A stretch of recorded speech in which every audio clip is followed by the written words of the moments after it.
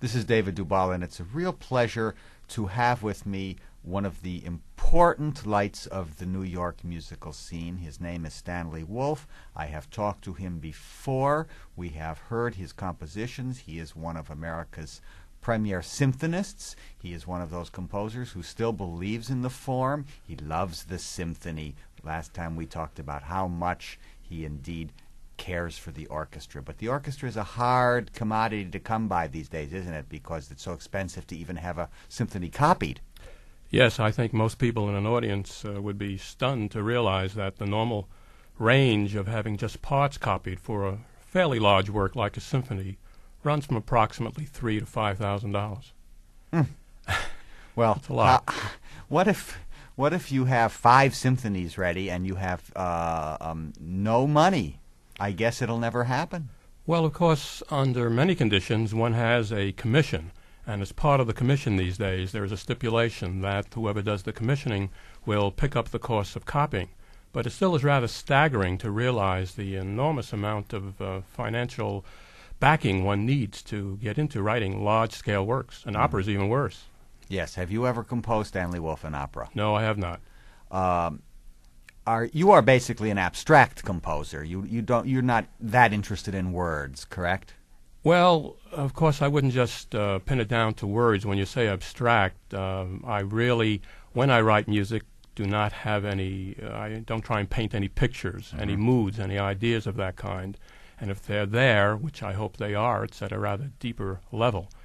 At the same time, abstract sort of implies writing a kind of music that's divorced from a lot of, a certain kind of emotionality. And if there's one thing I think my music has, it's fairly emotional. Well, emotion these days is coming back. Aren't you happy with that? Well, I suppose. I get kind of, not amused exactly, but when people tell me that I'm now becoming fashionable, I'm almost inclined to laugh ironically, because that's always been the last thing on my mind, live a la mode, die a la mode, as far as musical composition is concerned. But yes, it is true that many people are now talking about a swing back to certain fundamental aspects of writing music. Stanley Wolfe is my guest, and on a previous program we heard what works? Oh, there were excerpts from my Third, Fourth, and Sixth Symphony on that other program. So today we will be hearing the entire Fifth Symphony. Correct, of yours, yes. And we'll be interrupting by movement and continuing the talk because yes. You also have a message to tell the audience, the message being that the Juilliard Extension Division is quite an extraordinary part of the Juilliard School at Lincoln Center. And what about that? Well, I think you might remember that the last time I was on, I got around to the point of saying that for many people in your audience, I'm sure the whole idea of even taking any kind of course at the Juilliard School seemed rather remote. And that's always been I've not been too happy with that, and fortunately with our new president, we've been able to try and present this possibility to people really in a general public area. One can register for a certain number of classes at the Juilliard School through our extension division, and you do not have to be born with a silver piano in your mouth at the age of 3 in order to get through our front door. Hopefully we'll reach many people, and there are a number of things that we have set up for laymen, as well as rather technical things for those musicians who really want to study the typical classroom procedure that we have even in our regular division, so-called college division now. Stanley Wolfe is my guest, and we're discussing his music and also the fact that when I was here with you last, I didn't know that I would be teaching a course in the extension division at Juilliard, and I have been delighted with the course that I have taught this semester. Yes, well, David, you are teaching one of the newer classes I've been able to set up in the extension division for the lay public, for people just whom I would say are part of our music-loving general public audience out there. And we have a number of classes that frankly go on almost all through the whole week, on a Monday, Tuesday, Wednesday, and Thursday. And if you'd like me to be more specific, I suppose I can. Well, let me do it. All right, because if you'd I like have the to. brochure. Mondays, we have the Grand Opera course, and that's with Vincent La Selva. Vincent La Selva, yes. Yes, and then your own course called 20th Century Music is Tuesday, and Stanley Wolfe Yours truly right there is the instructor. My course called The World of the Piano, Wednesday.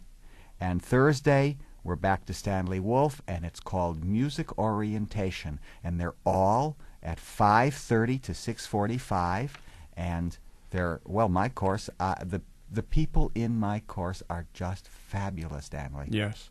Well, as I said before, for many people, it's just been an experience they never thought would take place for them. The fact that they could register and be enrolled as students in the Juilliard School and be able to use resources of the school, tickets, library functions.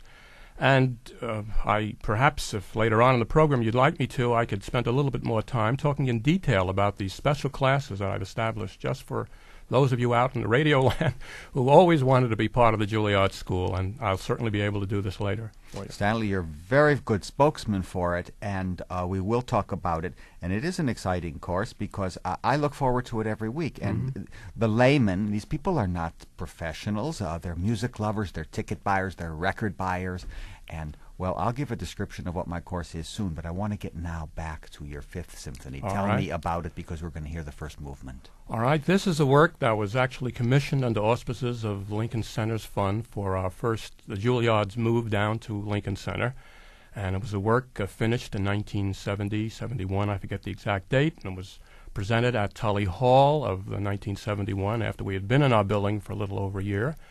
It's a work that I think is rather typical of all the music I write. It's rather clear and direct. It sings throughout, rather dramatic, has, I suppose, mixtures of dissonance and consonance.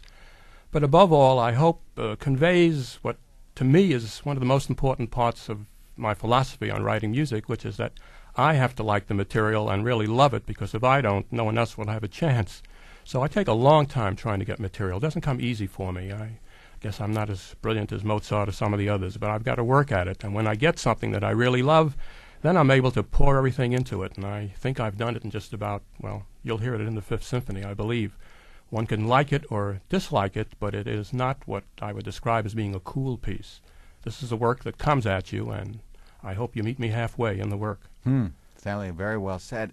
And I must comment on the fact that you said, well, you may not be as brilliant as Mozart. Well, neither was Beethoven. Everything came hard for Beethoven, and I think he even wanted it that way. I think he was a grappler with the material.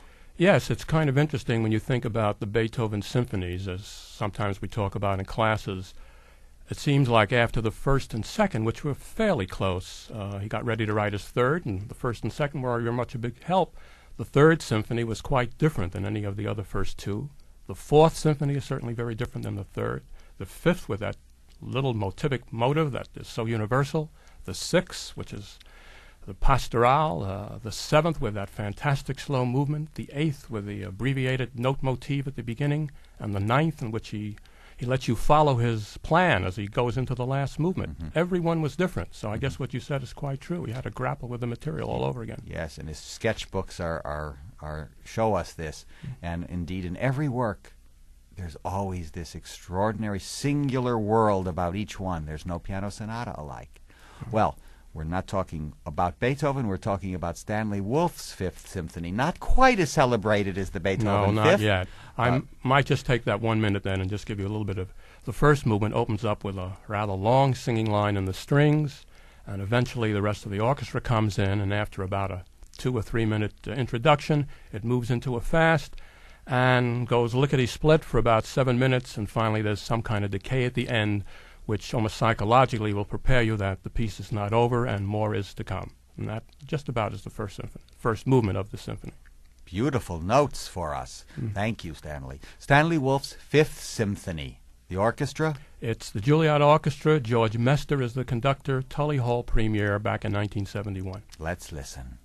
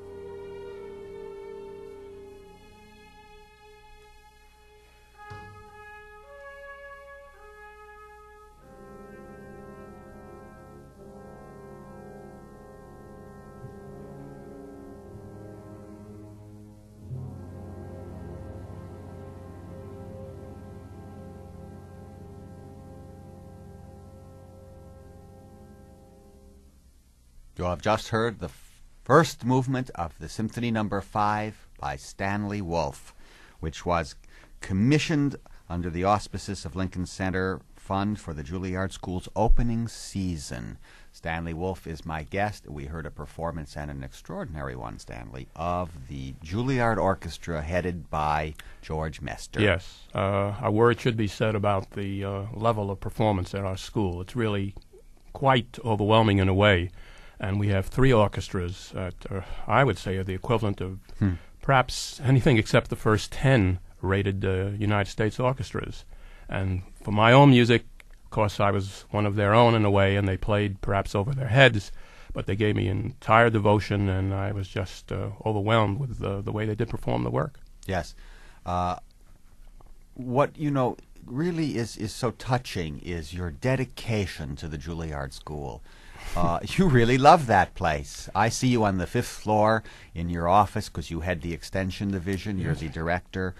You teach in the regular college. That's right. And you're constantly in movement, it seems. You flash by. Well, I think for members of our audience, what David is talking about is the fact that I will be pacing the halls. And perhaps many times I'll be on the lookout for certain people that I want to catch to come into play in classes, or certain messages I have to give. But aside from that, yes, it's probably true that there is a certain kind of almost high-strung excitement that radiates from me as I walk around the place. And it's hard to explain, but Juilliard has been like a home to me, and it's just never stopped. I remember, as I probably mentioned the first time I was on your show, right before I was drafted, going to our old building and sitting across from the old Juilliard School, and knowing I was due in the Army in World War II, and looking at all those lucky people who were able to get to that rather wonderful, incredible school to study composition. And I made a little pact with myself, saying that one day I would be part of that school. At that time, I really was not any part of the institution. But it's been a very incredible experience for me to find that my dreams, in a sense, have come true, and they've lasted. To this day, when I walk in that school, as I've said before, my heart skips an extra beat. It's just a unique, wonderful place to be part of. Yes, I know what you mean. It's a great experience teaching there because the students can give you surprise after surprise. Yes. In teaching, as you know, what really makes it worthwhile more than anything else will be those magic moments, particularly when you get something back from the other side of the classroom. Yeah. And certainly with the Juilliard student body, that occurs more often than not. So it's a unique place to teach, and one sort of just gets fed on the excitement, and to look out the window of my classroom and see the Philharmonic and the Met, and it's just an incredible place to be the center of, and that it's been part of my life, and the major part of my life I've been very, very grateful for. Well, you've been a very important part of it, and you've been at Juilliard since 55? No, I was actually there since 48. I see. And then you've been director of the Extension Division since '69, and you're enriching the Extension Division now with the new president of Juilliard, Joseph Polisi. And tell the audience about some of the new courses you've installed, one may say. All right. Well, the one on Monday called Grand Opera is the one that's taught by Vincent LaSalva, and for anyone familiar with the opera scene in New York, I'm sure the name of LaSalva has quite a connotation. And what he does during the class is to bring in scores, bring in people from the opera scene, talk about so many things that one would never get part of except for a special kind of class. Imagine getting into a classroom and having someone discuss how one stages certain things. This is all for a layperson. How you have to move Mimi over to this part and Rodolfo has to turn this way. All of these things that are unique parts of the whole opera scene. And for that particular class, LaSalva is fantastic. And, of course, the same thing could be said, David, for your class, the one on Wednesday, the title, The World of the Piano. It's a remarkable class. You managed to get in some of the top people on the concert scene, and I guess in your own words you could probably explain better than I could exactly what goes on. But I know that everyone is just really excited by just to be part of that class and have you talk to these people and to demonstrate the things that you do. Yes, and we've had wonderful guests each week, and we talk about the composers and we talk about the problems of the pianist, and the guests will play an extraordinary amount of the time, and really they're so wonderful. We've had Ruth Laredo and just many people, and every week there's a different guest, and if it's an old Chopin day. We talk about Chopin. We read his letters. We have a lot of fun and a lot of questions. And it's amazing how interested people are. And, you know, this is an atmosphere to really ask what you want to know. That's right. And what is so unique, again, about the situation is that you have seated in your classroom just interested lay people. Yeah. Usually, you know, what I mention when anyone says, well, what kind of prerequisite do you ask for your class? I only ask one, which is that they have to love music. And I'm sure that would be the same thing in your class. Yeah. So much music is presented to these people in our layman classes. You don't need technical know-how for a class like that, just a love of music, because that's what will be feeding everything that is done in these special layman classes. Absolutely. So mine is Wednesday. The Grand Opera is Correct. Monday. Monday. Yours is what? Well, I have one on Tuesday which discusses 20th century music. And I guess in a way it would be one of the things that would be a rather good introduction for people who perhaps have never thought that 20th century music would be their thing. It's presented by someone who understands that and can sort of make it not only palatable, but really get them excited, because there are masterpieces out there, folks. Really, there are great pieces of our own day and age. And, you know, if Beethoven or Mozart, as wonderful as they are, were alive today, they would not be writing the kind of music that sounds like Beethoven or Mozart, except in a very abstract way, translated into our own language. So that's a class that I have on 20th century music. And just to finish up, the one on Thursday, which I call music orientation, because at the time we proposed titles, music appreciation had a kind of pejorative tinge to it. It really is an appreciation class.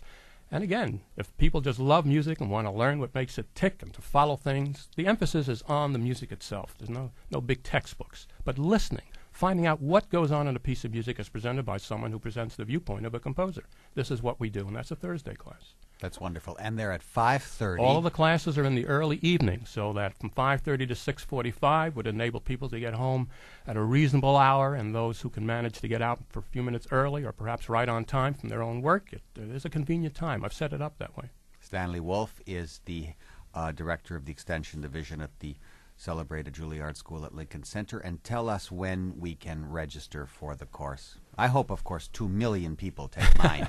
I hope so, too. 2 million. Well, we'll almost be able to seat all of them. Actually, the registration for our second semester, the spring semester, our registration is on January 9th, that's a Thursday, from 3 to 7:30 p.m.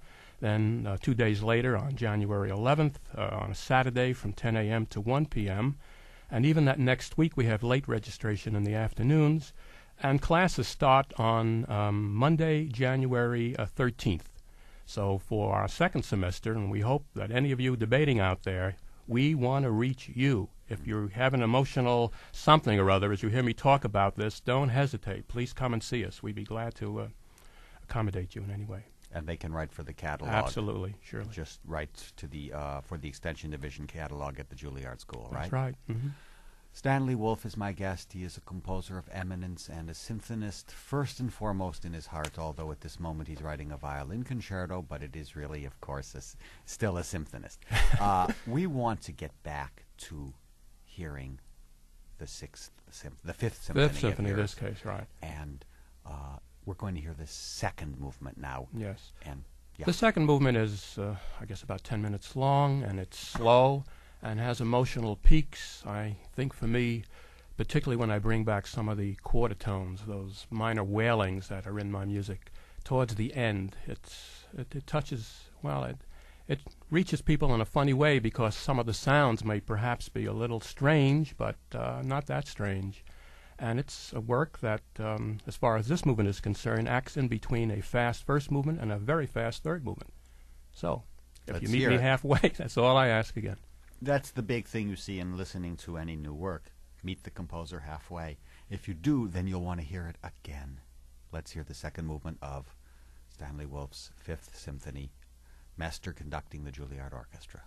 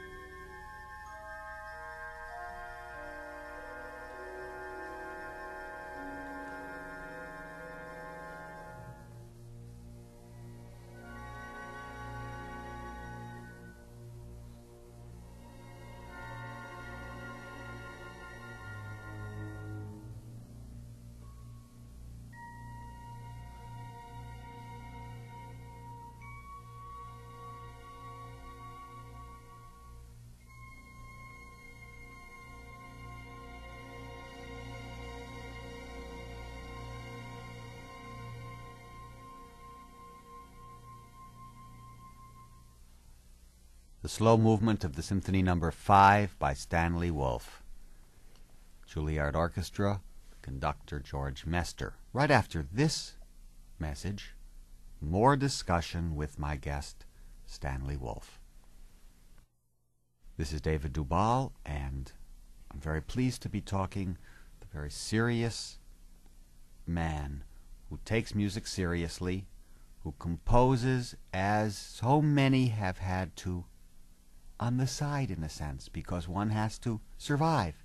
Mahler would spend summers composing, and I use Mahler's name, or Beethoven, or anyone else, or Bruckner, because you are a symphonist. That line that began, let's say, with Haydn and goes through Beethoven, goes through Bruckner and Schubert and Mahler, Shostakovich, this heritage, does it weigh on you, Stanley Wolfe? Not really, because I don't take myself that seriously compared to some of these great names that you've mentioned.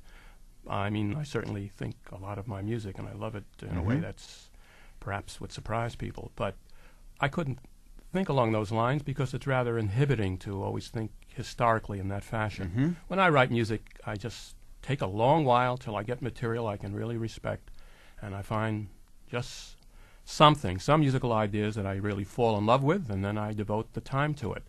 And as you point out, there are problems for composers today, and in my own case, with all of my duties at the school, my summers are just about the only time that I have for unfettered writing, and I really treasure those summer months. Yes. How does an American composer who writes large-scale works as you do get performances? Seems so difficult. Well, I don't know that I'm the person for you to speak to regarding that, because I haven't been too successful in that area.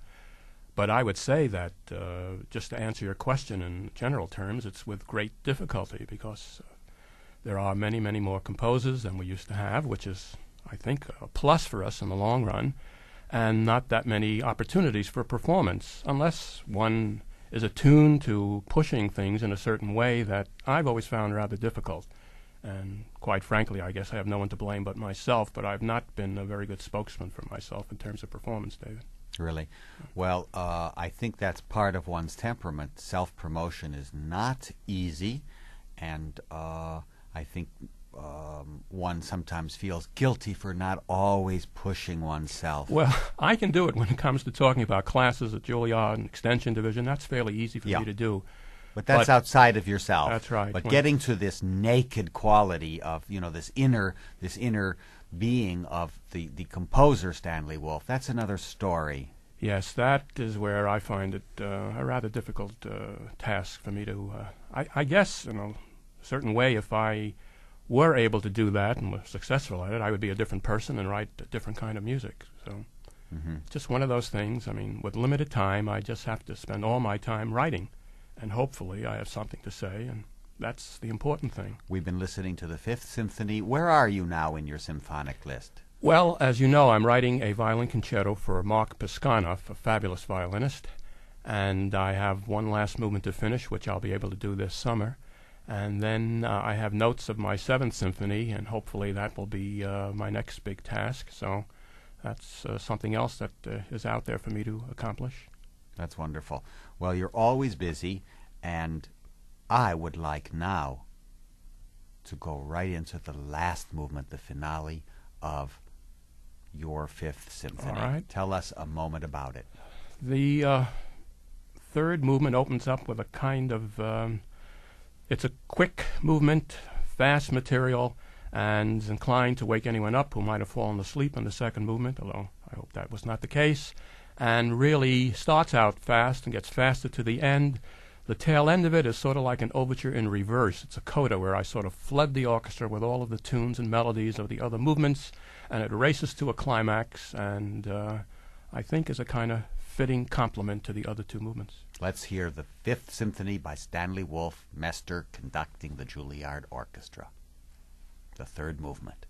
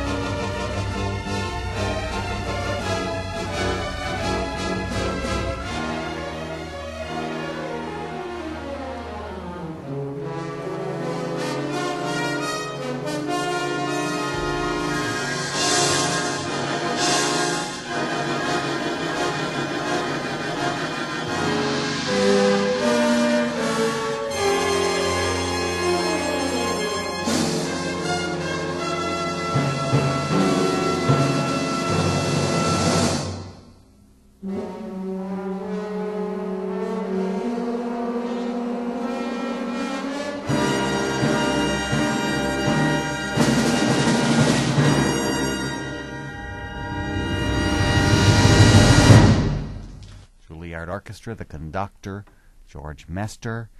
And Stanley, now we have heard the whole Fifth Symphony, and it is quite a wonderful work. I thank you very much, David. So glad that you have come. Let me again give a plug to myself, really, which is that on Wednesdays in the second semester of the Extension Division, The World of the Piano, 5:30 to 6:45 is my course. Stanley Wolf's course, Music Orientation, is Thursday. The Grand Opera course, Vincent La Salva, instructor, is Monday. And Tuesday, your course in 20th Century Music. They're all at 5:30. And the Extension Division, when can you enroll? Because this is a new thing that has happened at Juilliard, Yes. these courses. Tell me about it. Well, I think much credit has to go to our new president of the school, Joseph Polisi, who listened to my thoughts about the matter and decided, okay, go right ahead and build up these new classes, put them into operation. And the end result is that we have Monday, Tuesday, Wednesday, Thursday with these new layman classes. To answer your question again, the registration would be January 9th and January 11th, even the entire next week in the late afternoons. And the classes start on Monday, January 13th. And let's see. If you want a catalog, write to the Juilliard School, Extension Division, Lincoln Center, New York, 10023, or call 212-799-5000. I really want 2,200,000 people to sign up for my course, The World of the Piano, where we have guests every week. And I want 1,200,000 for your courses, Stanley. I notice you have more in yours, but I'll forgive you. Also, Stanley, I want to say that the Extension Division, of course, beside these new layman classes, have ear training and conducting. Right, conducting. All of the technical classes, including theory studies, which are very important. So anyone deciding to really brush up their ordinary skills in music certainly would find a welcome at the Juilliard School. Fantastic. My guest has been tonight the director of the Extension Division at the Juilliard School, Stanley Wolf, and we have heard his music, and I thank you for coming, Stanley. Thank you for having me. This is David Dubal. Thank you for listening.